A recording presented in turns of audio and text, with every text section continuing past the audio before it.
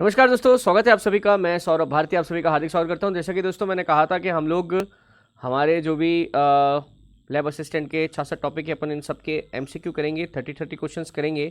और मैंने जानबूझ के आप लोगों के लिए सबसे पहले प्रायोगिक भूगोल लिया, प्रैक्टिकल भूगोल लिया, प्रैक्टिकल ज्योग्राफी लिया, क्योंकि मुझे पता है कि इसमें आपको थोड़ी दिक्कत आएगी और इसमें से सवाल तो आने ही आने हैं, है ना। तो आज की कक्षा में दोस्तों कोशिश करता हूँ आपको सिखाने की कि किस तरीके से आप अपने प्रैक्टिकल क्वेश्चंस कर सकते हो। प्रैक्टिकल क्वेश्चन आते हैं ना मैपिंग के अंदर, है ना, कि आरएफ क्या होता है, जिसको अपन निरूपक भिन्न बोलते हैं, वो कैसे निकालते हैं, किस मैप के अंदर किस तरह की चीज़ को प्रयोग किया जाएगा, है ना। ये सारी चीज़ें आज अपन सीखेंगे। कोशिश करता हूँ कि मैं इस लेक्चर में आपको पूरा सिखाने की कोशिश करूँ कि आप इसकी कैलकुलेशन कैसे करोगे। है तो बहुत आसान, बट इसमें थोड़ा सा मैथमेटिक्स का मामला है, कन्वर्जन का मामला है ना। ब्रिटिश प्रणाली से मीट्रिक प्रणाली, मीट्रिक प्रणाली से ब्रिटिश प्रणाली, इस तरह की जो चेंजेस है ना, वही आपको करने हैं। वो करने आ गए ना तो ये कोई बड़ी बात नहीं है, ठीक है। तो जो लोग भी आप साथ में जुड़े हैं, आप सभी का हार्दिक स्वागत है। अगेन वही 30 सवाल हम लेंगे, हालांकि आज की कक्षा में 34 सवाल है। और शुरुआत के सवाल जो हैं वो थ्योरी में से कैसे सवाल बन सकते हैं, और लास्ट के जो 8 सवाल हैं वो हमने न्यूमेरिकल लिए हैं कि न्यूमेरिकल कैसे किए जाएंगे। तो आप सभी का हार्दिक स्वागत है, जो लोग भी साथ में जुड़े हैं सभी को राम राम। आइए शुरू करते हैं। पहला प्रश्न देखिए, पृथ्वी के वास्तविक आकार को सबसे सटीक रूप से क्या परिभाषित करता है? हमारी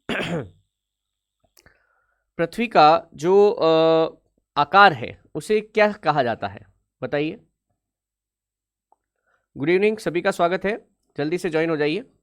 हमारी पृथ्वी के आकार को हम क्या कह सकते हैं? क्या पूरी तरह से ये गोलाकार है ना, या नहीं है? पृथ्वी के शेप के लिए हमारे पास एग्जैक्ट नाम क्या है, बताइए। पृथ्वी का जो शेप है उसके लिए एग्जैक्ट नाम क्या है? हाँ जी सुनील, बिल्कुल ठीक है। देखिए इसका सही आंसर है ये जियोइड। इंग्लिश में इसको ऐसे लिखते हैं, जियोइड। एक्चुअल में क्या है, हमारी पृथ्वी ना तो पूरी तरह से गोल है, ना तो पूरी तरह से चपटी है। हमारी पृथ्वी कुछ इस तरीके से है, समझ रहे आप, इस तरीके से। इसको जियोइड बोलते हैं। इसको क्या बोलते हैं? जियोइड। ऊपर से क्या है, थोड़ी सी फ्लैट है यहाँ पे। तो ये जो पृथ्वी का शेप है ना, एग्जैक्टली इसको अपन क्या बोलते हैं? जियोइड। ध्यान रखिएगा। नेक्स्ट आइए, 1:500 से 1:4000 की वृहत मापनी पर कौन सा मानचित्र बनाया जाता है? अच्छा सवाल है, आंसर दो। ये क्वेश्चन आना चाहिए एग्जाम में, पिछली बार भी आया हुआ है ये।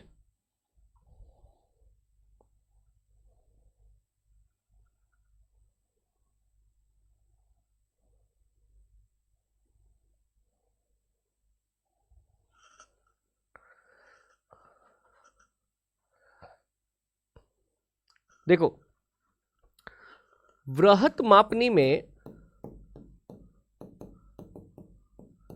के मानचित्र, समझ रहे आप, इसमें 2 तरह के मानचित्र बनते हैं।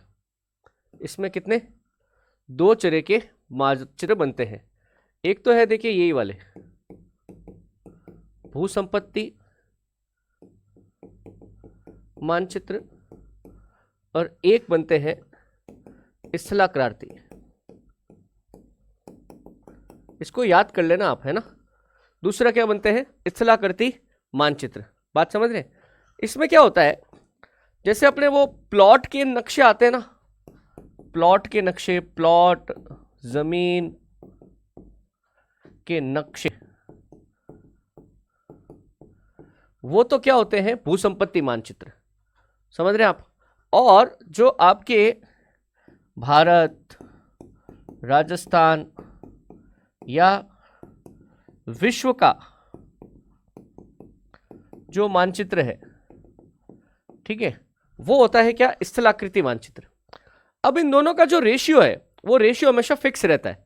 ये एक्चुअल में एक रेशियो है ना, जिसमें पहला नंबर जो है, पहला नंबर ये दिखाता है कि आपकी मानचित्र पर दूरी कितनी है। पहला नंबर क्या दिखाता है? मानचित्र पर दूरी। अब ये हो सकता है 1 सेंटीमीटर हो, 1 फुट है, जनरली सेंटीमीटर होती है। और दूसरी चीज दिखाती है कि एक्चुअल में जमीन पर कितनी दूरी है, वास्तविक दूरी कितनी है। समझ रहे हैं आप। तो भूसंपत्ति के जो मानचित्र बनते हैं, इसको आरएफ बोलते हैं। ये जो लिखा हुआ है ना, रिप्रेजेंटेटिव फ्रैक्शन आरएफ, या फिर इसके लिए हिंदी शब्द है हमारे पास निरूपक भिन्न। मैं आरएफ का शब्द का इस्तेमाल करूंगा, आप थोड़ा सा समझ जाना। ये जो रेशियो है इसको अपन क्या कहते हैं, आरएफ कहते हैं, निरूपक भिन्न बोलते हैं। ठीक है, तो देखो जनरली भू संपत्ति मानचित्र का आरएफ कितना होता है, 1:500 या बड़े से बड़ा होता है 1:4000, समझ रहे आप। जबकि दूसरी तरफ इनका होता है, बड़ा मानचित्र है तो 1 अनुपात लगभग 2.5 लाख, 2,50,000, या फिर 1:50,000, या फिर 1:25,000, समझ रहे। ये क्वेश्चन पिछली बार भी आया था, ये क्वेश्चन फिर आएगा, डायरेक्ट सवाल आएगा। तो देखो ऐसा मानचित्र, ये कैसा है, भू संपत्ति मानचित्र। मकानों के, जमीनों के नक्शे नहीं आते हैं, प्लॉट कटते हैं जो, है ना, वो प्लॉट कटते हैं जो, वो भू संपत्ति मानचित्र है। और अपन जो लेके आते हैं, बड़े से नक्शे लेके आते हैं, वो स्थलाकृति मानचित्र है। ठीक है, अभी और आगे करते हैं, और आगे आएंगे, मैं समझाता जाऊंगा आपको। मानचित्र में प्रत्येक भूखंड को किसके द्वारा व्यक्त किया जाता है। हाँ मैं चेक कर लूंगा मनोज जी, देखता हूं मैं पीडीएफ कहां चली गई उसकी।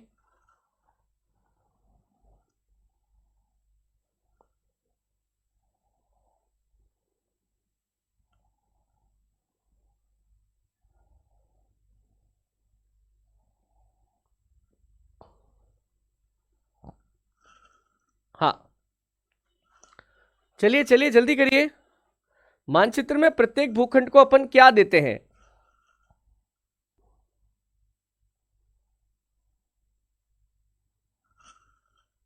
क्या कहोगे। देखो मानचित्र में हमें प्रत्येक जो भूमि खंड हमने बनाया है उसको नंबर देना पड़ता है। क्या देना पड़ता है, नंबरिंग नहीं करते अपन, नंबरिंग संख्या। रंग कैसे कर सकते हैं, रंग तो भाई पहले थे ही नहीं, समझ रहे। अब आपके पास डिजिटल वगैरह सब कुछ आ गया है, आपको उसको नंबरिंग करनी पड़ती है। क्या करनी पड़ती है, नंबरिंग करनी पड़ती है। भूखंड नहीं होता क्या, प्लॉट संख्या भूल गए क्या, भूखंड संख्या कैसे निकालोगे आप। अगर सिर्फ रेखाएं आपने डाल दी तो आप पहचानोगे कैसे कि कौन सा प्लॉट किसका है। तो मानचित्र में प्रत्येक भूमि खंड को किसके द्वारा व्यक्त किया जाता है, एक संख्या द्वारा व्यक्त किया जाता है। गोलाकार सतह को समतल धरातल पर प्रदर्शित करने की प्रणाली को क्या कहते हैं।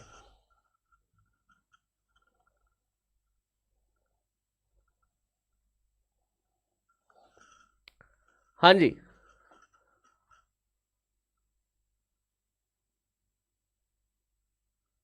बताओ।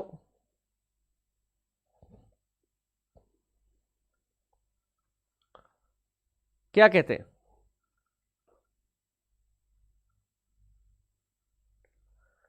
बहुत अच्छे, सुनील, कविता, साक्षी, कोमल, बिल्कुल ठीक है। इसको प्रोजेक्शन बोलते हैं, प्रोजेक्शन।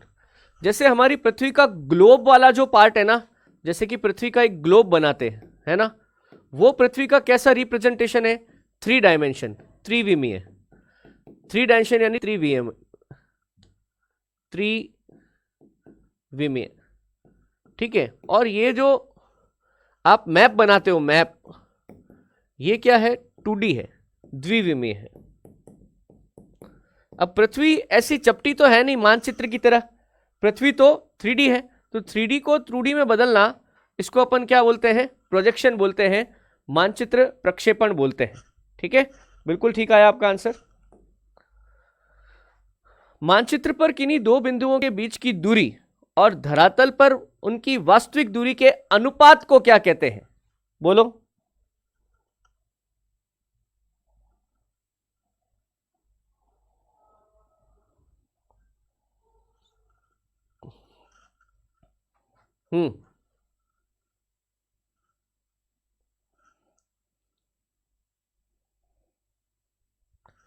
लो भाई आंसर लो, आसान है ये तो, इसमें क्या दिक्कत है। हाँ हाँ बिल्कुल, सुनील, ब्रजेश, सुमित, सुनील, दीपक, साक्षी, बिल्कुल सही है। इसको स्केल बोलते हैं, मापनी बोलते हैं, है ना भाई। मानचित्र के ऊपर आपके किसी 2 बिंदुओं के बीच की दूरी और धरातल पर उसकी जो वास्तविक दूरी है उसको अपन आरएफ द्वारा रिप्रेजेंट करते हैं। अभी मैंने आपको बताया था आरएफ क्या है, रिप्रेजेंटेटिव फैक्टर, या इसको हिंदी में क्या कहते हैं, निरूपक भिन्न। निरूपक भिन्न यही क्या रिप्रेजेंट करती है? ये एक स्केल को रिप्रेजेंट करती है जो कि अपन को वास्तविक दूरी बताता है। बिना किसी वास्तविक मापनी या अभिविन्यास के मुक्त हस्त से खींचे गए मानचित्र को क्या कहा जाता है? बताओ। कई बार अपन बता देते हैं ना, किसी को नक्शा बताना होता है कि यहां से जाओ, यहां से जाओ, यहां पे ये जगह आएगी, हाथ से ही बना के दे दिया। समझ रहे हैं आप? हाथ से बना के दे दिया, उसमें कोई डायरेक्शन नहीं है। मन से अंदाजे से दिशाएं बताइए, मन से अंदाजे से दूरी बताइए, तो ऐसा मानचित्र क्या कहलाता है? बताओ तो। बिल्कुल ठीक, कोई दिक्कत नहीं है, कोई दिक्कत नहीं है। इसको क्या कहते हैं? स्केच कहते हैं। बिल्कुल ठीक है, स्केच। नेक्स्ट आइए। इतिहास में सबसे पुराना ज्ञात मानचित्र किस सामग्री से बना था? बताइए।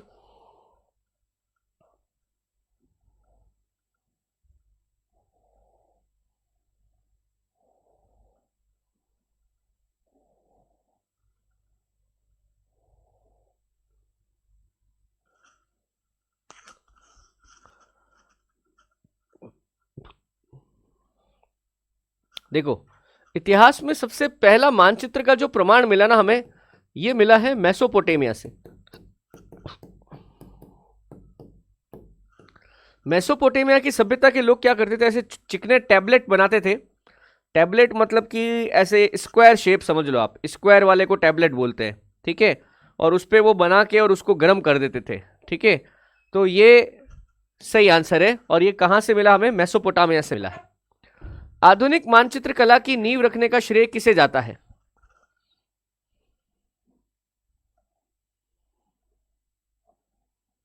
हाँ, आधुनिक मानचित्र कला का नींव रखने का श्रेय किसे जाता है? क्या कहोगे?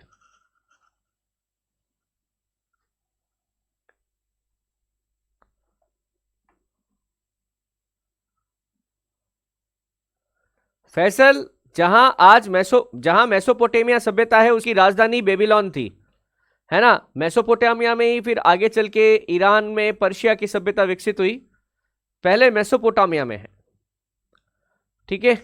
ओके, इसका सही आंसर है अरब और यूनान के भूगोलविद। यूनान आप जानते होंगे, ग्रीस।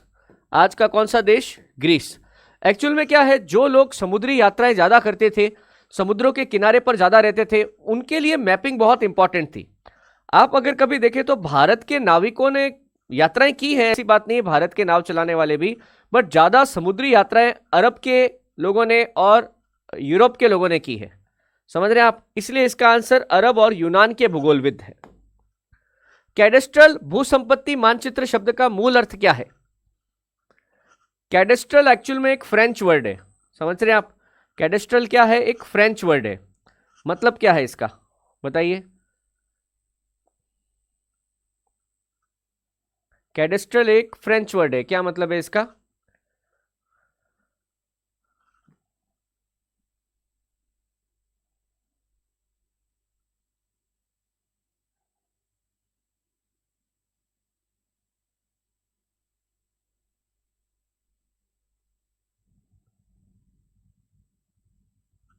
बिल्कुल सही, बिल्कुल सही। अभी हमारी थोड़ी देर पहले बात हुई थी।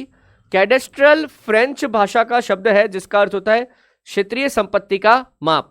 समझ रहे हैं आप? जैसे क्षेत्रीय संपत्ति हो गई, आप किसी जगह पर शहर में रहते हैं, गांव में रहते हैं, तो वहां पर किसकी कहां पर कौन सी जमीन है, समझ रहे हैं आप? उसकी जो मैपिंग होती है ना, उसको कैडेस्ट्रल बोलते हैं। नगरों के मानचित्र और व्यक्तिगत मकानों के प्लान आमतौर पर किस मापनी पर बनाए जाते हैं? नगर मानचित्र और मकानों के प्लान।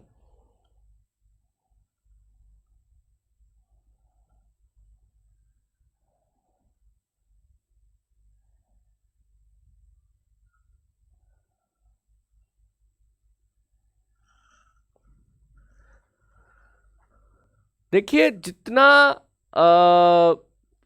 बड़ा आरएफ लिया जाएगा ना, तो वो मानचित्र का साइज उतना बड़ा होगा, बट सेंटीमीटर और भौगोलिक दूरी का साइज बहुत घट जाएगा। जितना अपन छोटा आरएफ रखेंगे, मतलब ऐसा समझो आप, छोटा आरएफ रखना, जूम इन ज्यादा होगा। समझ रहे? जूम इन समझते हो ना, ज्यादा जूम इन होगा। जितना बड़ा आरएफ होगा, जूम इन उतना कम होगा। समझ रहे आप? जैसे मैं कहूं कि भारत का नक्शा बनाओ, तो ऑलमोस्ट 1:50,000, 1:2 लाख इस पे बनेगा भारत का नक्शा। पर अपन कहें अब भारत में जोधपुर का नक्शा बनाओ, तो वो बनेगा 1:2,000 में। समझ रहे आप? या उसको भी चलो 1:5,000, 9,000, 10,000 कर सकते हैं। अब मैं कहूं जोधपुर के अंदर भी सिर्फ जोधपुर शहर का नक्शा बनाओ, तब मैं लूंगा 1:2,000।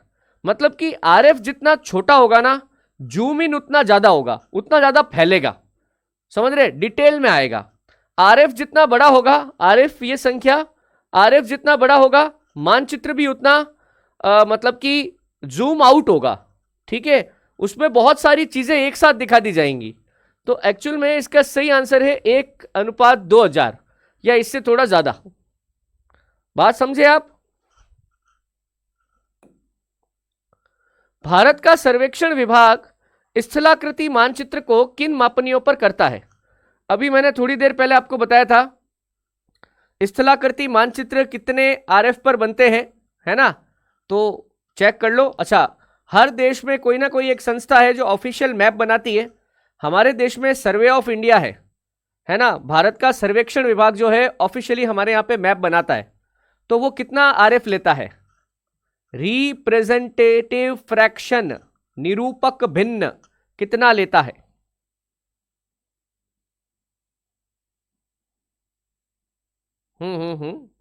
ये आंसर आ रहा है, बिल्कुल ठीक आ रहा है, बिल्कुल ठीक आ रहा है।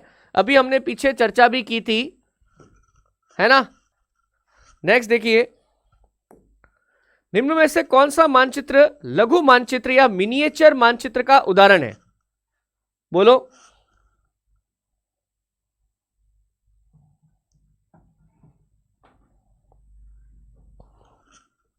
मिनिएचर समझते हैं ना? बहुत छोटा, एक छोटे से पन्ने पर आ जाएगा, A4 शीट पे आ जाएगा। समझ रहे हैं आप?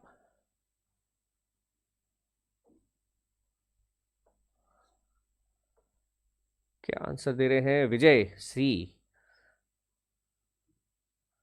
सुनील सी, कविता सी, फैसल सी, बिल्कुल ठीक है भैया, बिल्कुल ठीक है।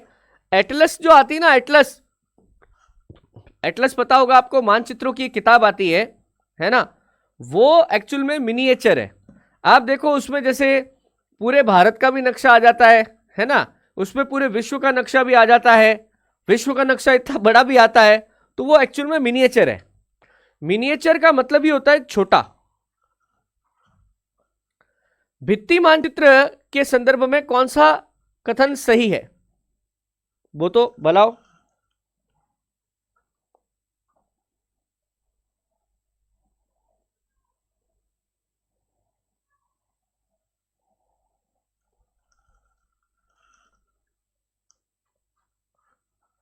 हाँ,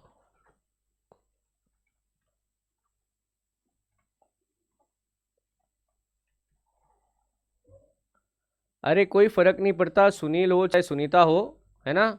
मेरे को तो जो आंसर दिखते हैं तो मैं नाम ले लेता हूं। आप तो आंसर सही आना चाहिए बस।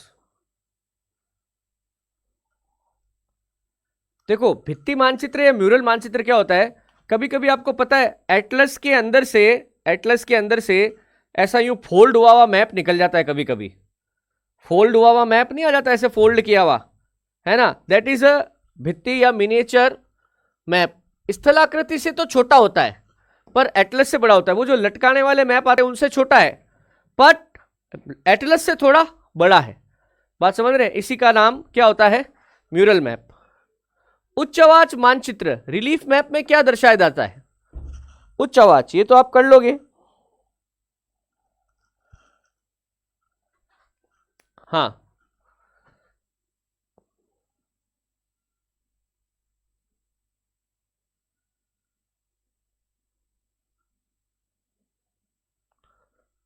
बताइए। उच्च आवाज का मतलब क्या होता है? Up and down, up and down. आपने मैप्स के अंदर देखा होगा, बड़े मैप आते हैं उसके अंदर साइड में कलर की पट्टी आती है कि भाई हम हल्का कलर कहें, हल्का हरा, पर नीले से शुरू होता है, हालांकि वो हल्का नीला, समुद्र तल से इतनी ऊंचाई, हल्का हरा, इतनी ऊंचाई, गहरा हरा, फिर वो हल्का भूरा, फिर भूरा, फिर काला। जैसे जैसे ऊंचाई बढ़ती है वैसे वैसे वो कलर बढ़ता जाता है ना। तो ये हाइट के अकॉर्डिंग होते हैं, पर्वत, पठार, मैदान, अपवा तंत्र, ये सब ये उच्च आवाज को दर्शाता है। साक्षरता, शैक्षिक स्तर और व्यवसायिक संरचना को दर्शाने वाले मानचित्र किस श्रेणी में आते हैं?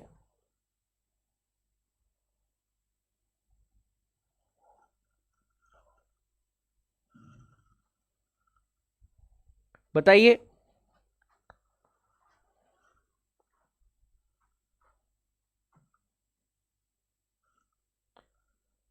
मनीष, कोमल, सुमित, फैजल, बहुत अच्छे यार, आज के आंसर आपके सही आ रहे हैं। घबराओ मत आप, प्रैक्टिकल ज्योग्राफी से नंबर आ जाएंगे इसमें, घबराओ मत। सी ऑप्शन सांस्कृतिक मानचित्र बिल्कुल ठीक है। राजनीतिक मानचित्र का मुख्य उद्देश्य क्या प्रदर्शित करना है? राजनीतिक मानचित्र किसके बारे में होता है बताइए। हम्म,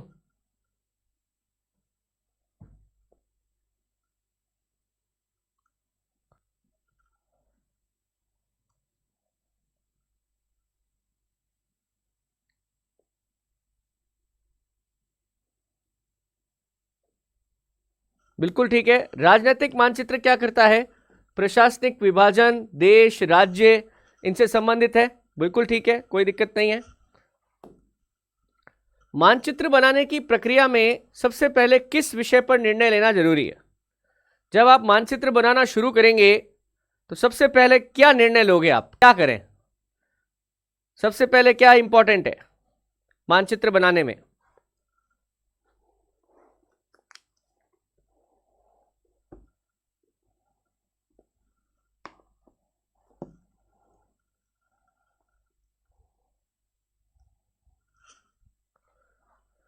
बिल्कुल ठीक, सबसे पहले स्केल डिसाइड करनी पड़ेगी कि इस मानचित्र को मैं इस स्केल पर कितना शिफ्ट करूंगा, है ना, कितना इसका लघुकरण करूंगा। लघुकरण करने के लिए आपको मैपिंग में स्केल पहले चूज करनी पड़ेगी, उसके बाद मैप बनेगा एग्जैक्ट।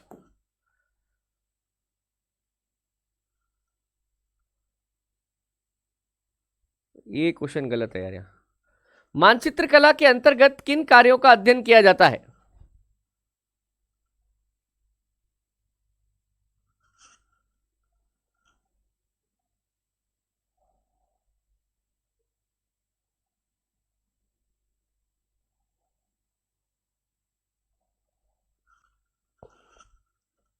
बोलिए।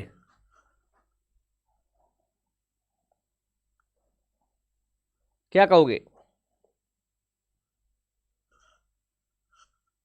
आसान सवाल है।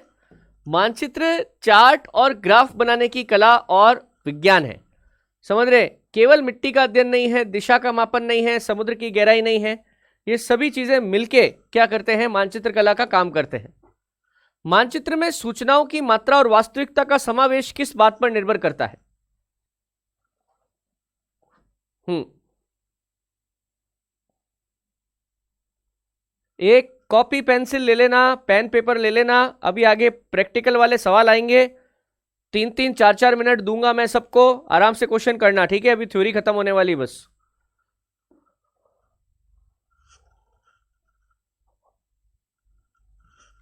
देखो, मानचित्र में सारा खेल किसका है? मैपिंग, इसका स्केल का है, मापनी का है। तो मापनी पे ही डिपेंड करता है कि आपकी उसमें कितनी सूचना स्टोर होगी, ठीक है? प्रधान बिंदु या कार्डिनल पॉइंट्स किसे कहा जाता है? बहुत अच्छे, बहुत अच्छा सवाल लगा मुझे ये, क्योंकि ये बहुत माइनर सी चीज है बट क्वेश्चन बनता है इसका।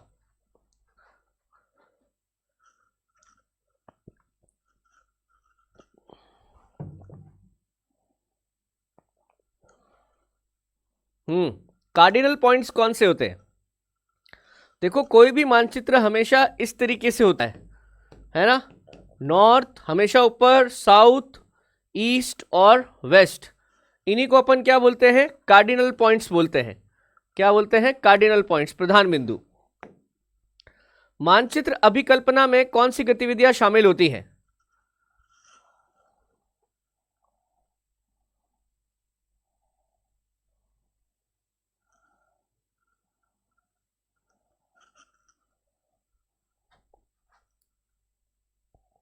हम्म।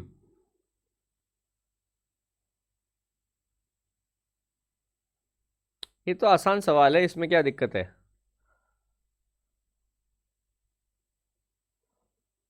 मैप की जब आप डिजाइन करोगे तो क्या क्या चीजों का ध्यान ध्यान रखोगे? अरे भाई, जब भी मैपिंग करेंगे तो संकेतों का चयन, रेखाओं की चौड़ाई, ये सब डिसाइड करोगे कि नहीं करोगे? केवल सिर्फ डिस्टेंस ही नापोगे? मैप को रिप्रेजेंट भी तो करना है। समझ रहे हैं आप? तो ए आंसर बिल्कुल सही होगा। मानचित्र पर अव्यवस्थित रास्तों, नदियां, तटीय किनारों की लंबाई नापने के लिए किस यंत्र का उपयोग किया जाता है? हाँ, ये अच्छा क्वेश्चन है। देखो इसका आंसर क्या आता है।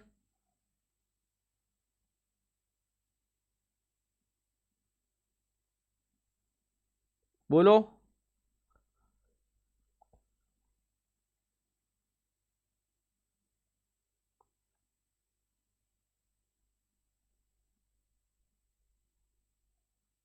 देखो एक्चुअल में क्या होता है, आपने घर पे कोई अगर क्या बोलूँ मैं उसको, कमठे का काम कराया है, घर का कंस्ट्रक्शन का काम होता है ना, आपने घर पे कोई अगर पेंट का काम करवाया है, तो हमारे जो ये कारीगर, मजदूर, ठेकेदार जो होते हैं ना, ये एक शब्द का इस्तेमाल करते हैं, लाइन नाप। क्या बोलते हैं? लाइन नाप। सुना होगा शायद आपने। लाइन नाप क्या होता है कि जैसे जैसे आपकी वो दूरी दीवार चल रही है, दूरी चल रही है, वैसे वैसे फीता चलता है। समझ रहे हैं? जैसे कि कमरा है कि इसका लाइन नाप निकाल लो, तो फीते को एक कोने पे रखा और फीता चलाते चलाते चलाते चलाते पूरे कमरे में घुमा दिया। इसको लाइन नाप या लपेट भी बोलते हैं। ठीक है? तो एक्चुअल में ये है वक्र रेखा मापी। ये क्या होता है कि जैसे वो मुड़ता है ना, उसके साथ साथ मुड़ता रहता है ना, और लाइन नाप निकाल लेता है। तो दैट इज ऑपिसोमीटर। मानचित्र पर दिशा निर्धारण के लिए किस काल्पनिक रेखा का उपयोग किया जाता है?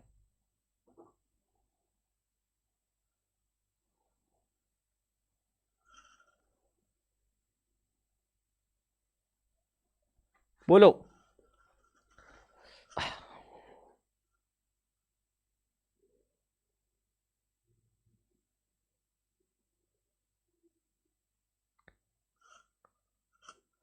मानचित्र में हमेशा क्या करते हैं अपन, जब दो जगहों के बीच की दूरी निकालते हैं ना, तो हमेशा हम उनके बीच की सीधी दूरी लेते हैं। हमेशा कैसी सीधी दूरी लेते हैं? सीधी दूरी। लंबवत इसका सही आंसर नहीं होता है। लंबवत तो हमेशा ऐसे परपेंडिकुलर होता है, 90 डिग्री का एंगल बनना चाहिए। समझ रहे आप? जबकि हम क्या करते हैं, जैसे कि कोई एक पॉइंट, एक दो कोई भी शहर वगैरह इधर है, एक इधर है, तो हम कहते हैं इनकी सीधी दूरी ले लो। क्या? सीधी दूरी। अब जबकि हमको पता है कि भाई बीच में बहुत सारी चीजें आएंगी, बीच में कोई पहाड़ आ सकता है, नदी आ सकती है, हो सकता है सड़क हो ही नहीं। समझ रहे आप? फिर भी हम क्या लेके चलते हैं? सीधी दूरी लेके चलते हैं। अब ये काल्पनिक क्यों है? क्योंकि हमें नहीं पता इस बीच में क्या क्या होगा। क्या पता हमको ऐसे कोई पहाड़ आ गया, घूम के जाना पड़े यूं। समझ रहे हैं? तो हम हमेशा क्या लेते हैं? सीधी दूरी लेते हैं। इसी को काल्पनिक सीधी दूरी कहा जाता है। तो दैट इज अ काल्पनिक सीधी दूरी। लंबवत कभी नहीं हो सकता। लंबवत यूं नहीं हो सकता, लंबवत हमेशा परपेंडिकुलर होता है। मतलब क्या बोलूं, 90 डिग्री होता है। ठीक है? मानचित्र पर उत्तर दिशा की ओर संकेत करने वाली रेखा को क्या कहा जाता है?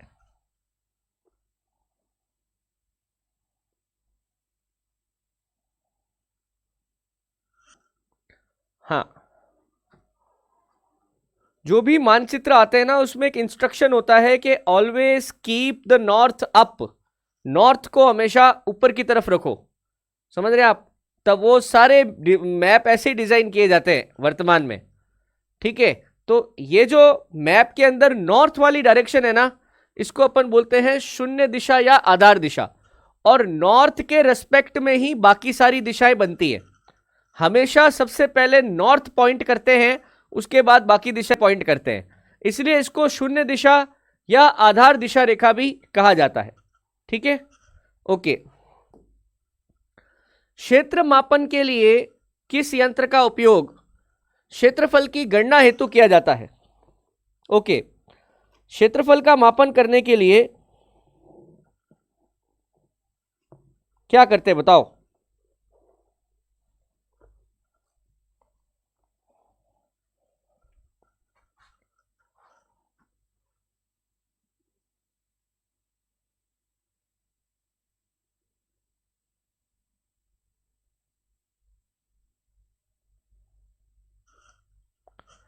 इसका सही आंसर है स्थिर ध्रुवीय प्लेनोमीटर।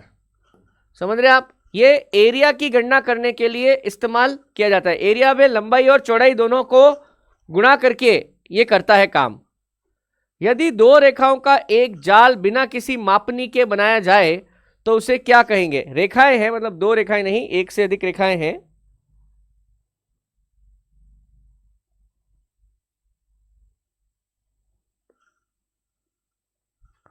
आसान सवाल है, आपके पूरे चैप्टर का रिवीजन हो जाएगा, पक्का कहता हूं मैं। बिल्कुल सही है, इसको क्या कहते हैं? रेखा चित्र कहते हैं। ठीक है, निरूपक भिंग रिप्रेजेंटेटिव फ्रैक्शन में अंश न्यूमरेटर किसे प्रदर्शित करता है? न्यूमरेटर और डिनोमिनेटर होते हैं ना, अंश और हर, या फिर यहां ऐसे हो जाएगा अंश अनुपात हर। बोलो किसको रिप्रेजेंट करता है?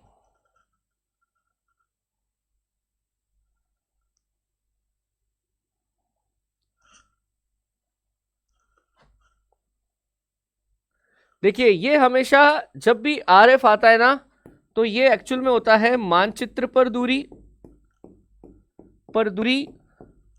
अनुपात धरातल पर वास्तविक दूरी।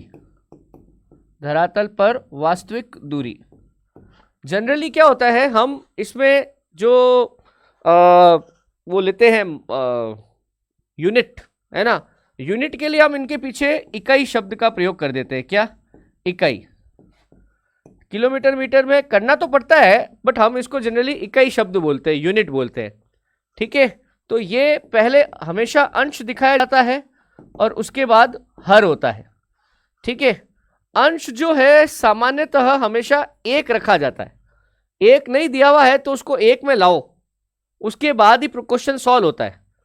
ठीक है, तो मानचित्र पर जो दिखाई गई दूरी है वही हमारा क्या है? अंश है, और जो हर में दिखाया जाता है वो धरातल पर वास्तविक दूरी होती है। ठीक है, माप की मीट्रिक प्रणाली के अनुसार 1 किलोमीटर में कितने मीटर होते हैं? 1 किलोमीटर में कितने होते हैं मीटर?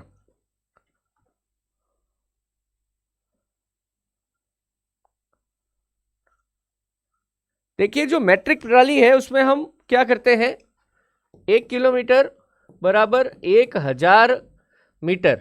ठीक है, फिर 1 मीटर बराबर 100 सेंटीमीटर। जनरली हम क्या है, मीटर और किलोमीटर, मीटर और सेंटीमीटर में ही चलते हैं। ठीक है, आप थोड़ा ध्यान रखना है इसको। जैसे 1 किलोमीटर में सेंटीमीटर की संख्या पूछेंगे तो 1 लाख हो जाएंगे, ये 1000 गुणा 100 लाख हो जाएंगे। ठीक है, ध्यान रखना है इसको। इसी को हम बोलते हैं मैट्रिक प्रणाली। 1000 मीटर, इसको अपन क्या बोलते हैं? मैट्रिक प्रणाली। ठीक है, इसके अलावा जो ब्रिटिश प्रणाली है, ब्रिटिश प्रणाली लिख देता हूं मैं यहां पर, ये तो आप कर लोगे। 1 किलोमीटर बराबर 1000 मीटर और 1 मीटर बराबर 100 सेंटीमीटर। आपस में आप इसको कन्वर्ट कर सकते हो। ठीक है, अब जो ब्रिटिश प्रणाली है उसमें देखो आपको क्या करना है। इसमें होता है एक्चुअल में 1 मील बराबर हो जाते हैं 8 फर्लांग। ये ब्रिटिश प्रणाली है। ठीक है, अगर ब्रिटिश प्रणाली में आता है तो उसको ब्रिटिश प्रणाली में चेंज करना पड़ता है। फिर 1 फर्लांग बराबर 220 यार्ड, या अपने यहाँ पे यार्ड के लिए एक अलग शब्द चलता है, गज। गज आपने सुना होगा, है ना।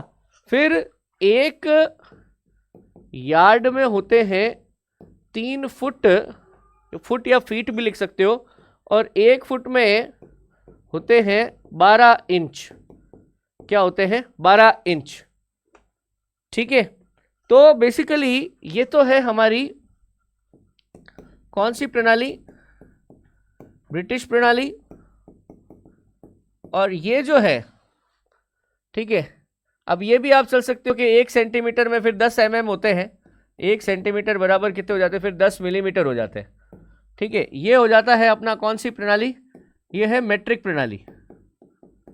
ये कौन सी है? ये है मैट्रिक प्रणाली, ठीक है। और ये कौन सी है? ब्रिटिश प्रणाली, ठीक है सर। ओके, फिर देखिएगा अंग्रेजी माप प्रणाली में 1 मील में कितने फरलांग होते हैं?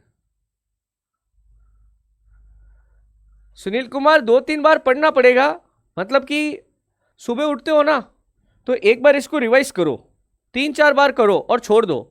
डेली 3-4 बार रिवाइज करो और छोड़ दो, हो जाएगा। समझ रहे आप? देखो सच बात बताऊं, कोई भी ऐसा व्यक्ति नहीं है, आप मैं भी नहीं हूं कि साहब मैं तो वो हूं क्या, एक बार पढ़ लिया याद हो गया। ऐसा कभी नहीं होता बेटा। अपन को याद नहीं हो रहा कोई गलत बात नहीं है, आपको रिवाइज करना पड़ेगा थोड़ा सा। तो अभी मैंने आपसे बात करी थी कि 1 मील में कितने फरलांग होते हैं? 8 फरलांग होते हैं, ठीक है, हो जाएगा। ओके, मापनी व्यक्त करने की सबसे सरल विधि कौन सी है? मापनी को व्यक्त करने के लिए सबसे सरल विधि हमारे पास कौन सी है, बताइए।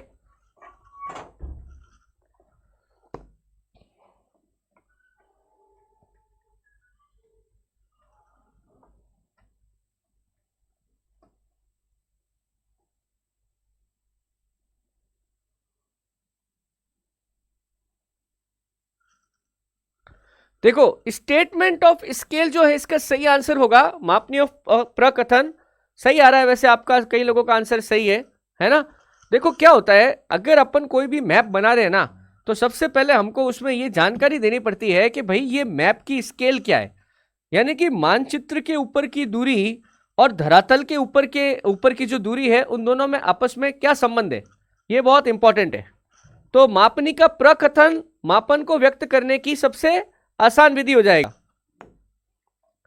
किसी विधि में मानचित्र को बड़ा या छोटा करने पर भी मापनी मान्य रहती है।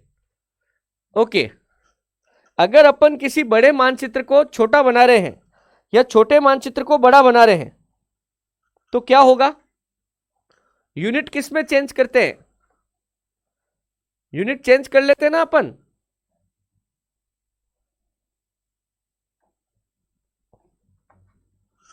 बोलो।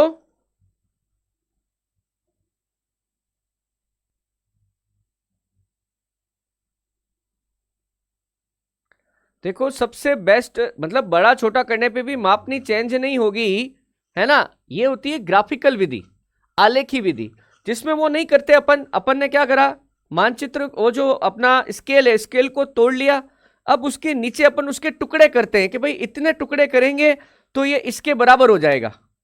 समझ रहे आप? तो इसका सही आंसर है, देखो निरूपक भिन्न। तो अब आप में से कई लोग सी आंसर दे रहे हो भाई, निरूपक भिन्न तो सिर्फ एक क्या बोलते हैं उसको, रिप्रेजेंटेटिव फैक्टर है, फ्रैक्शन है, उसका तो इससे कोई लेना देना ही नहीं है, वो तो नंबर है। फिर आप कह रहे हो मापनी का प्रकथन, ये तो फिर उसकी वो क्या आते हैं, स्केल है, विधि थोड़ी है। ये सही है। विधि कौन सी है? ग्राफिकल विधि। देखिए निरूपक भिन्न में 1:50,000 में हर का मान क्या है? आसान सवाल। अब न्यूमेरिकल शुरू होने वाला है।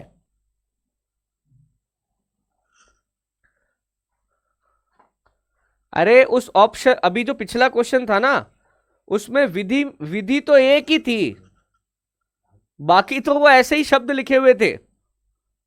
कोई बात नहीं, कोई बात नहीं, गलत हो गया, इट्स ओके, कोई दिक्कत नहीं है, कोई समस्या नहीं है, आराम से।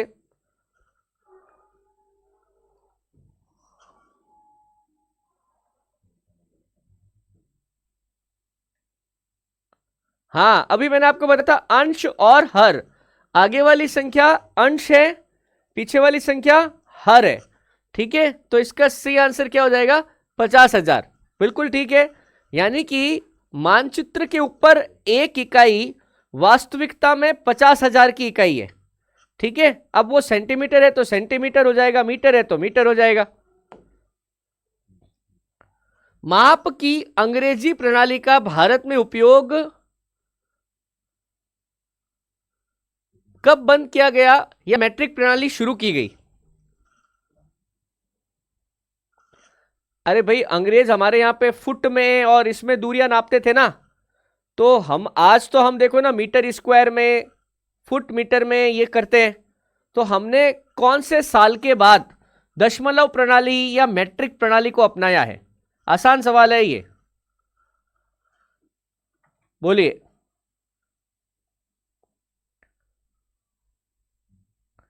अदरवाइज पहले अंग्रेज थे ना, तो अपन मील में, कोस में ऐसे नापते थे ब्रिटिश काल में। बट आफ्टर 1957 कभी भी आपसे पूछ ले कि हमने दशमलव प्रणाली या फिर इसको अपन और क्या कह सकते हैं, मैट्रिक प्रणाली हमने कब अपनाई है? 1957 में अपनाई है। 1957 के अंदर ही हमने शक संवत भी अपनाया था। हमारा जो राष्ट्रीय कैलेंडर है शक संवत, वो भी हमने कब अपनाया था? 1957 में ही अपनाया था। ठीक है, तो 1957 बिल्कुल सही है। ओके, एक फरलांग में कितने गज होते हैं? ये थोड़ा सा मैंने चेंज कर दिया था, हालांकि उसको ब्रिटिश प्रणाली में तो यार्ड कहा जाता है। क्या कहा जाता है? यार्ड। मैंने थोड़ा चेंज कर दिया। मैंने बताया था अभी हालांकि पीछे आपको कि इसके लिए क्या शब्द प्रयोग करते हैं, बोलो।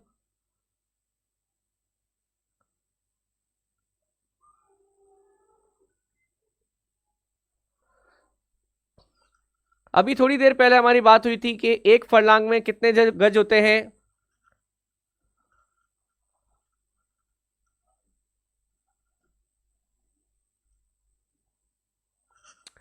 देखिए, एक मील में 8 फरलांग और एक फरलांग में 220 यार्ड या 220 गज, दोनों में से जो आपको ठीक लगे।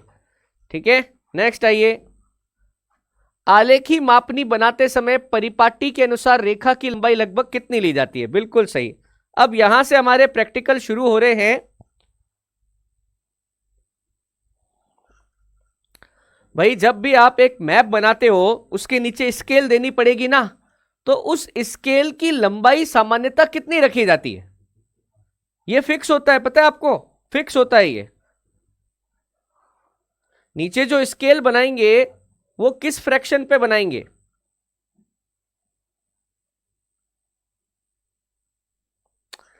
ये तो आप मन से ही लगा रहे हो भाई आंसर, है ये पढ़ा नहीं आपने।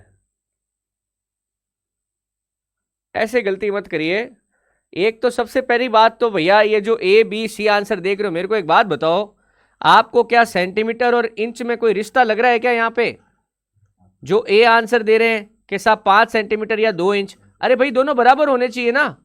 5 सेंटीमीटर में 2 इंच होते हैं क्या? इसका सही आंसर है 15 सेंटीमीटर या 6 इंच। वो जो नीचे स्केल बनाते हैं ना, मैप के नीचे स्केल बनी हुई होती है ना, तो सामान्यतः जब अपन मैप बनाएंगे तो हम स्केल की लंबाई कितनी रखेंगे, दूरी को कितने में तोड़ेंगे? तो 15 सेंटीमीटर लो और पर सेंटीमीटर में फिजिकल दूरी की गणना करो, पर सेंटीमीटर में।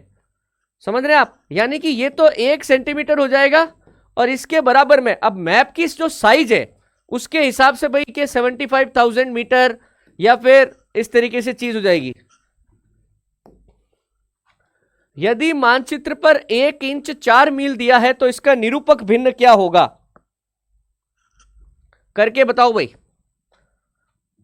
4-5 मिनट का समय ले लीजिए भले ही, पर करके बताइए। नहीं आता है तो फिर मैं बताऊं, एक बार ट्राई कीजिए।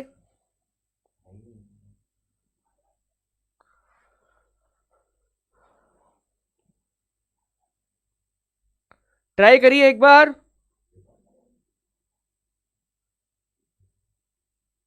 बिना करे कोई आंसर नहीं बताएगा, बिना करे।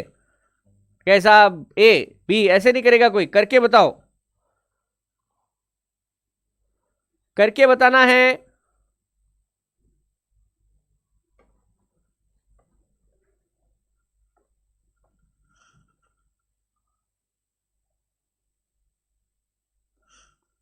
देखिए, जब भी हम रिप्रेजेंटेटिव फ्रैक्शन लेते हैं तो इसका मतलब क्या होता है? मानचित्र पर दूरी अनुपात धरातल पर वास्तविक दूरी, धरातल पर वास्तविक दूरी, पहले तो ये ध्यान रखेंगे आप। अब ये क्या कह रहा है, मानचित्र पर दूरी कितनी, 1 इंच, और धरातल पर कितनी दूरी के साथ 4 मील। अब सबसे पहली बात तो जब कभी भी आप ऐसा क्वेश्चन कोई सॉल्व करोगे तो हमेशा यूनिट बराबर करोगे। अब एक तरफ इंच लिखा हुआ है, एक तरफ मील लिखा हुआ है, ये नहीं बैठेगा, समझ रहे आप। तो देखो अब या तो फिर वो पूरा के पूरा अपन जैसे अभी अपन ने किया था, है ना, इंच को पहले आप गज में कन्वर्ट करो, फिर गज को आप फरलांग में कन्वर्ट करो, फिर फरलांग को आप मील में कन्वर्ट करो, या तो ये ऐसा होगा, ठीक है। या फिर आप एक, मैं बता दूं यहां पे आपको, एक आप याद कर लो, 1 इंच बराबर 5280 फीट होते हैं। 1 इंच में कितने फुट होते हैं, 5280 फुट होते हैं, ठीक है। 1 इंच में कितने फीट होते हैं, 5280 फुट होते हैं। पहले तो ये याद रखो या लिखो कहीं पे।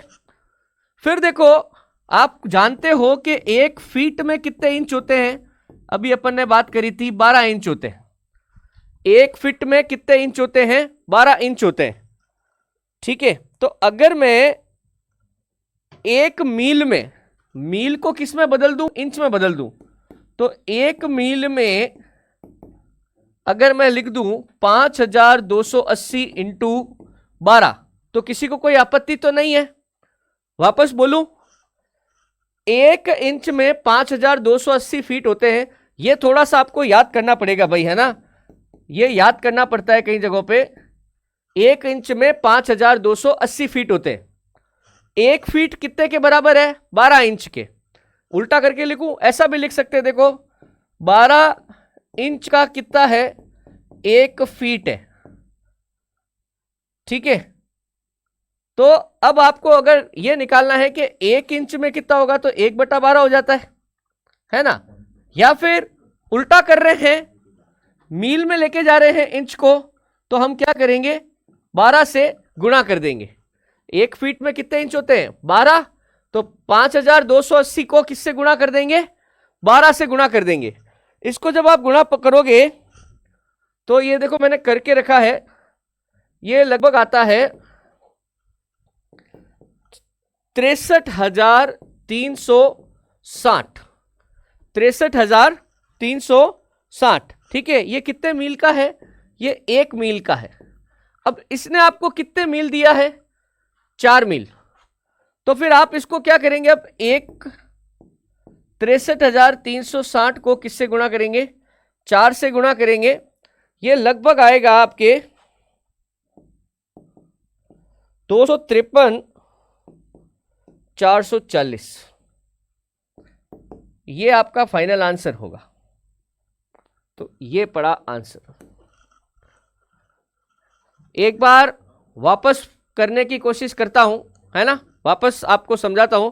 मुझे पता है इस पे थोड़ा दिमाग पे जोर लगेगा आपके, एक बार और सही, ठीक है। देखो सबसे पहली बात, आरएफ को देखो, आरएफ क्या आ रहा है कि साहब, आरएफ मानचित्र पर है 1 इंच, धरातल पर कितनी दूरी है, 4 मील। समझ रहे आप, मानचित्र पर दूरी 1 इंच, धरातल पर दूरी कितनी, 4 मील। सबसे पहले क्या करना पड़ेगा, अपने को इसके यूनिट बराबर करने पड़ेंगे। 1 इंच में और 1 मील में नहीं चलेगा, मील बड़ा है, इसको मुझे इंच में लाना पड़ेगा। तो इसका उसूल क्या है, 1 इंच बराबर 5280 फीट। 1 फीट में कितने होते हैं, 12 इंच होते हैं, है ना। तो मैं क्या करता हूं, मेरे पास 1 मील में 5280 फुट तो आ ही गए थे। अगर इसको 12 से गुणा कर दूं तो मेरे पास इंच आ जाएंगे, ठीक है। और इंच में ही चल रहा था अपना कि 1 इंच बराबर 4 मील, है ना। तो मैं यहां पे इसको किससे गुणा कर दूंगा, जो टोटल 1 मील में जितने इंच आए हैं उसको 4 मील में करने के लिए किससे गुणा कर दूंगा, 4 से गुणा कर दूंगा, तो आंसर आ जाएगा ये, ठीक है। घबराओ मत आप, 1-2 बार करके देखो इसको, ठीक है। मैं आपको फिर यहां पे स्टेप लिख देता हूं, ज्यादा दिक्कत आ रही है घर पे देखना, नहीं आवे तो मेरे को बताना वापस। देखो पहला स्टेप, स्टेप 1, ठीक है। दूसरा स्टेप, स्टेप 2, ठीक है, तीसरा स्टेप ये वाला, स्टेप 3। किसी को नहीं समझ में आ रहा है तो मैं बता दूं, क्योंकि इंच वाला है, 1 इंच में कितने फीट होते हैं 5200, तो ये ले लिया है ना। अब फीट को इंच में चेंज करना है तो अपन ने यहां पे इंच से गुणा कर दिया। ये है स्टेप 4 और फाइनली है स्टेप 5। एक बार करके देखना, नहीं हो मुझे वापस बताना। अगला क्वेश्चन देखो, यदि मानचित्र का निरूपक भिन्न 1:25,000 है तो 5 किलोमीटर की दूरी को प्रदर्शित करने के लिए आलेखनी मापनी की लंबाई कितनी होगी, बताओ। एस के राठौड़, प्रे करने से कुछ नहीं होता है, अपने सिलेबस में लिखा हुआ है। प्रे करके क्या सिलेबस थोड़ी फाड़ देंगे अपन, वो तो क्वेश्चन तो आएगा ही भाई उसमें से, है भैया। पिछली बार आया हुआ है क्वेश्चन, मैं पहले ही बता दूं आपको। प्रे करने से नहीं होगा, पढ़ने से होगा। एक बार ट्राई करो आप, अभी अपने पास खूब टाइम है। हाँ टाइम है बेटा, हो जाएगा।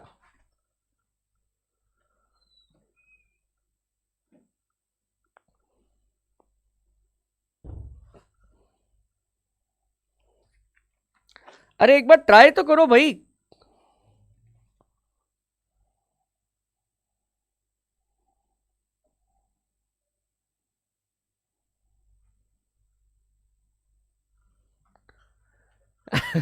समझ रहा हूं भाई, मैं प्रॉब्लम आपकी समझ रहा हूं, एस के राठौड़ मैथ्स वाली। कोई बात नहीं, एटलीस्ट थ्योरी वगैरह करके एक बार तो ट्राई करो। नहीं, थोड़ा प्रयास करो बेटा, होएगा। कोमल यादव कह रहे हैं 25। कोमल यादव ने ये किया नहीं है, ये इन्होंने तुक्का लगाया है, ये मैं साफ कह सकता हूं। चलो करके देखते हैं एक बार, ठीक है। देखो अब इसमें क्या है, अगेन सबसे पहले आप आरएफ को देखो। आरएफ देखो, आरएफ क्या आ रहा है, 1:25,000, ठीक है। एक क्या है मानचित्र पर मात, और 25,000 क्या है इस पे धरातल पर वास्तविक दूरी, ठीक है। अब अगर 1 सेकंड के लिए मैं इसको सेंटीमीटर मान लूं, माना कि दोनों क्या है सेंटीमीटर है, एक बार मान लेते हैं। तो ये क्या कहना चाहता है, 1 सेंटीमीटर बराबर ये कितना बता रहा है, 25,000 को बता रहा है, यूनिट है ये इसकी, ठीक है। आप ये जानते हो 1 किलोमीटर में कितने मीटर होते हैं, 1000 मीटर, है ना। आप ये भी जानते हो कि 100 सेंटीमीटर में क्या होता है, 100 सेंटीमीटर बराबर होता है 1 मीटर। इस बात को ध्यान में रखते हुए अगर मैं ऐसा कहूं आपसे कि 1 किलोमीटर में कितने सेंटीमीटर होंगे, तो 1 लाख नहीं हो जाएंगे क्या? 1000 को 100 से गुणा करें तो सेंटीमीटर नहीं आ जाएंगे? तो 1 किलोमीटर में सेंटीमीटर कितने होते हैं, 1 लाख सेंटीमीटर। यही अपना मेन स्टेप है, ठीक है, ये अपना मेन स्टेप है, स्टेप 2 है, ठीक है। स्टेप 1 ये है, स्टेप 2 ये है, ठीक है। अब देखिए, अभी हमने यहां पे इसको 1 यूनिट माना है ना। 1 यूनिट बराबर यहां पे कितने हो रहे हैं, ये 1 यूनिट बराबर यहां देखिए सेंटीमीटर में करना है ना अपन को, तो देखो ये कितने हो रहे हैं, 1 लाख सेंटीमीटर बराबर ये कितना बता रहा था अपन को, 25,000 सेंटीमीटर, ठीक है। दोनों ही ये किस में है, सेंटीमीटर में। हमेशा क्या होता है कि अपन को इधर है ना, कोशिश करनी है कि हमेशा 1 यूनिट रहे, क्या रहे, 1 यूनिट रहे, एक मतलब संख्या 1 रहनी चाहिए। अब भाई इसको अगर 1 रखना है तो मुझे बाकी पूरी संख्या यहां भेजनी पड़ेगी। टेक्निकली क्या लिखा हुआ है, 1 × 1 लाख ही तो लिखा हुआ है। तो अगर मैं इसको ऐसा कर दूं, यहां ऊपर लिख रहा हूं भाई मैं, है ना, अगर मैं इसको ऐसा लिख दूं कि 1 बराबर 25,000 बट्टा 1 लाख, 3 से 3 गए, ये 25 में भाग लगाएंगे तो ये क्या आ जाएगा, 0.25 आ जाएगा।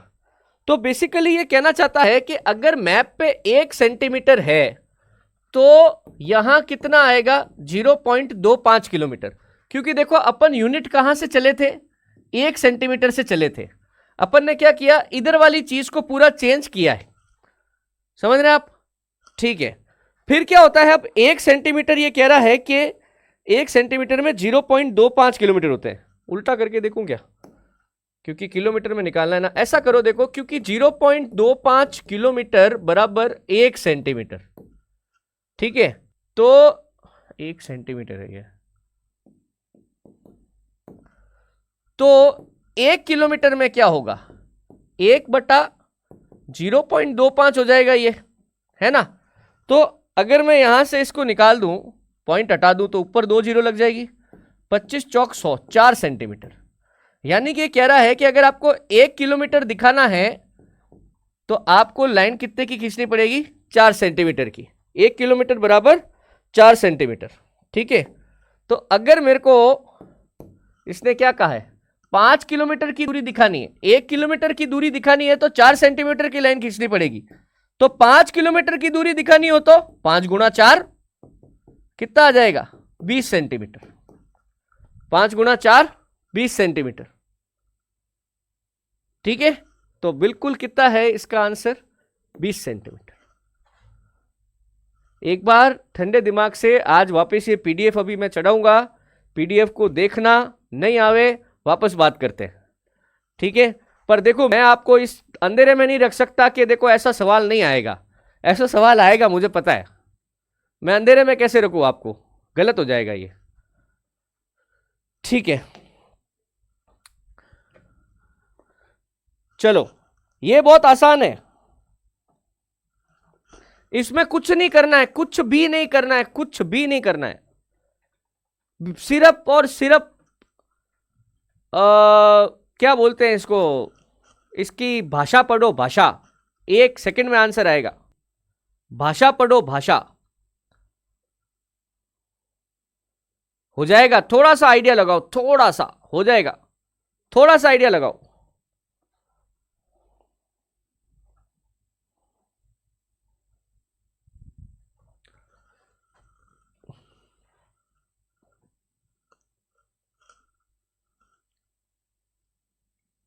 ये देखो, एस के राठौड़ हो गया, क्या दिक्कत आई, हुआ कि नहीं?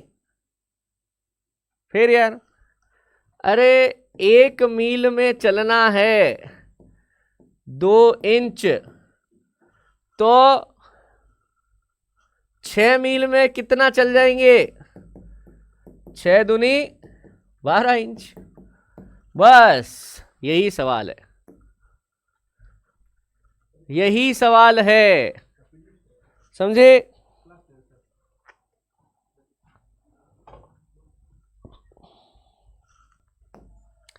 आखिरी सवाल कर लो। एक निरूपक भिन्न 1:1 लाख पर आधारित मानचित्र के लिए 15 सेंटीमीटर लंबी रेखा धरातल की कितनी दूरी को किलोमीटर में व्यक्त करेगी, बोलो?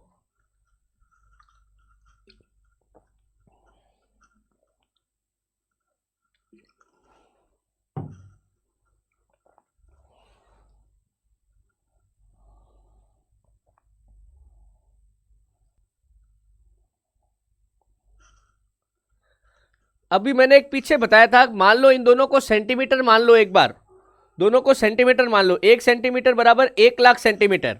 अब 1 लाख सेंटीमीटर बराबर किलोमीटर कितने होते हैं, कन्वर्ट करके देखो एक बार। 1 लाख सेंटीमीटर में किलोमीटर कितने होंगे, एक बार कन्वर्ट करो, आ जाएगा। एक आइडिया दे रहा हूं, कहां से शुरू करोगे। मान लो दोनों आरएफ जो लिखे हुए हैं इसको सेंटीमीटर मान लेते हैं। 1 सेंटीमीटर बराबर 1 लाख सेंटीमीटर, ठीक है? अब ये क्या कह रहा है, 15 सेंटीमीटर लंबी रेखा के लिए धरातल में कितने दूरी किलोमीटर में चाहिए।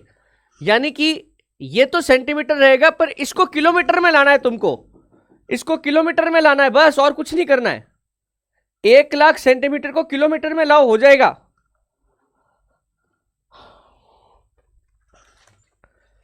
बहुत आसान सवाल है, 1 लाख सेंटीमीटर को किलोमीटर में लाओ, इतना तो करो, कन्वर्जन ही तो है, इसमें तो कोई कैलकुलेशन ही नहीं है। मनीष बी बता रहे हैं, जितेंद्र बी बता रहे हैं। ओके ठीक है ठीक है। सच्ची सच्ची बताना, सोच के बताया, करके बताया कि मन से कर दिया है? एक बार प्लीज मैं जानना चाहूंगा, सोच के बताया है कि यूं ही कर दिया है? हाँ, अरे भाई आप यूं देखो ना कि एक सीधा देखो ना इसको, एक अभी मैंने पीछे बताया था आपको कि 1,00,000 सेंटीमीटर, यहां लिख दूं क्या? 1,00,000 सेंटीमीटर बराबर कितना होता है? 1 किलोमीटर होता है ना। अभी तो पीछे बात हुई थी अपनी, है? तो भाई यहां पे मतलब 1 सेंटीमीटर बराबर कितना आ रहा है? ये 1 किलोमीटर आ रहा है। इस मापनी के अनुसार 1 किलोमीटर कितने के बराबर है? 1 सेकंड। धरातल का 1 किलोमीटर मानचित्र पर कितने सेंटीमीटर के बराबर हुआ? 1 सेंटीमीटर के। अब ये बोल रहा है कि अगर लाइन 15 सेंटीमीटर, अगर ये 15 सेंटीमीटर हो जाए तो भाई इसमें भी तो उतना ही फर्क आएगा, इसमें भी तो 15 का ही गुना होगा। तो ये लाइन कितने की हो जाएगी? 15 किलोमीटर की हो जाएगी। बस सिंपल सा था। ओके ठीक है, चलो लास्ट सवाल। ये नहीं यार, ये गलत आ गया।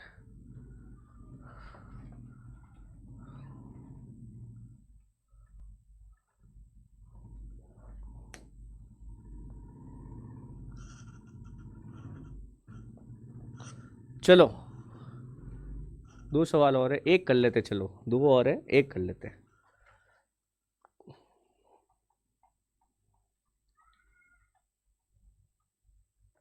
अरे लगाओ लगाओ, दिमाग लगाओ, हो जाएगा। अभी ये पीडीएफ डालूंगा मैं, ये क्वेश्चन एक बार करने की कोशिश करना। अभी डालता हूं पीडीएफ।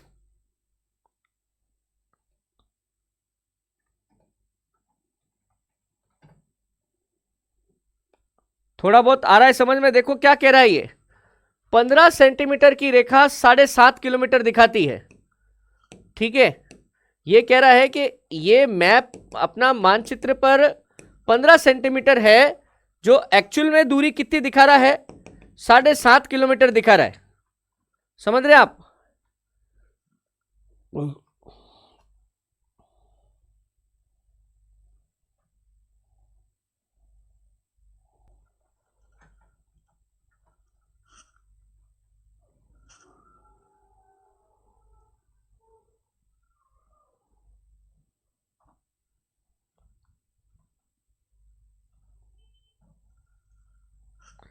करके बताऊं? देखो क्या कह रहा है इसके अनुसार। चलो ये कह रहा है भाई 15 सेंटीमीटर की मैप पे लाइन है, जो कितने बता रही है? 7.5 किलोमीटर बता रही है, ठीक है। मैंने आपको क्या बोला? हमेशा इधर 1 लेके आओ, जोड़ बाकी कुछ भी करो, इधर 1 लेके आओ। तो अगर यहां 1 सेंटीमीटर हो, ठीक है, तो ये कितना हो जाएगा? 7.5/15, है ना। और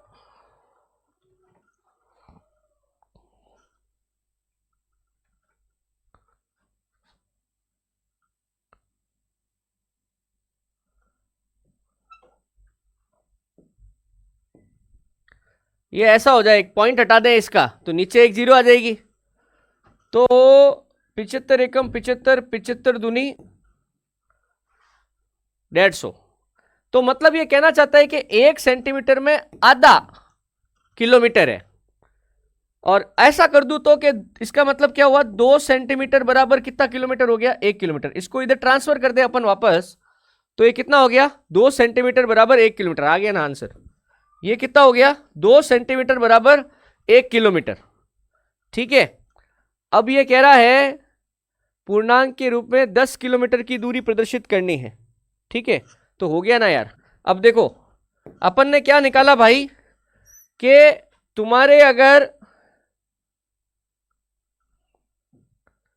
1 किलोमीटर की दूरी दिखानी है तो कितने की लाइन खींचनी पड़ेगी? 2 सेंटीमीटर की। और अगर 10 किलोमीटर की दूरी दिखानी है, कितनी दिखानी है? 10 किलोमीटर की दूरी दिखानी है, तो तुमको कितनी खींचनी पड़ेगी? 10 दूना 20 सेंटीमीटर की लाइन खींचनी पड़ेगी। सही आंसर क्या होगा? 20 सेंटीमीटर। कुछ नहीं, कन्वर्जन करना है और कुछ नहीं है, ठीक है।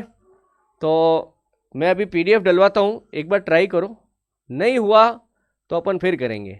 उम्मीद करता हूँ कोई 2 3 4 लड़के होंगे जिन्होंने ये मेरा समझा होगा, है ना।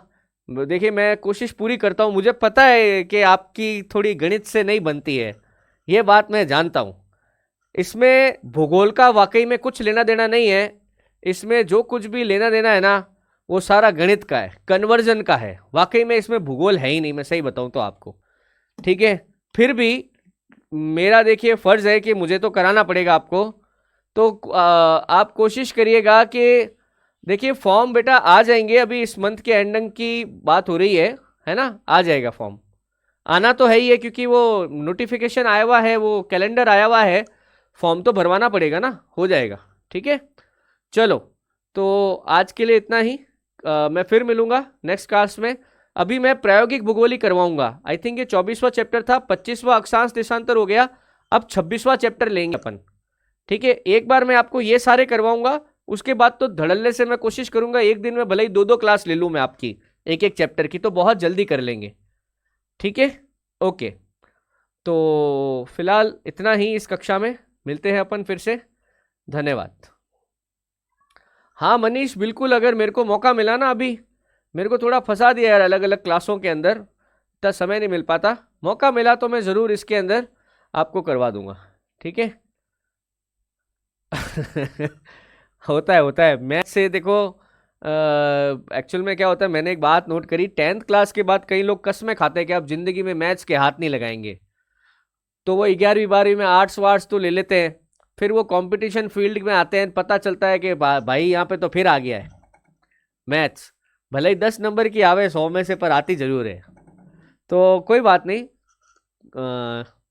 मैं तो हमेशा ही कहता हूँ यार, देखो 10 सवाल आते हैं ना, अपने 10 के 10 नहीं करने, अपने आप को इतने लायक बनाओ कि आप 5 सवाल कर लो, ठीक है। सुनील कुमार हाथों हाथ फोन कर बेटा, वो उस नंबर पे, मैं इधर ही हूँ, 10 15 मिनट इधर ही हूँ, मैं बात कर लेता हूँ, है ना। हेल्प हेला ऑनलाइन सारथी का हेल्पलाइन नंबर है ना, उस पर कर दे, अभी कर लेते हैं, ठीक है। ओके, अभी कर ले, ठीक है। तो आज की कक्षा यहीं समाप्त करते हैं, मिलेंगे फिर, थैंक यू। ऑनलाइन सारथी का हेल्पलाइन नंबर है, उस पर कॉल करो, ठीक है। ओके, तो फिर ठीक है, अभी चलते हैं, कल फिर मिलेंगे, थैंक यू।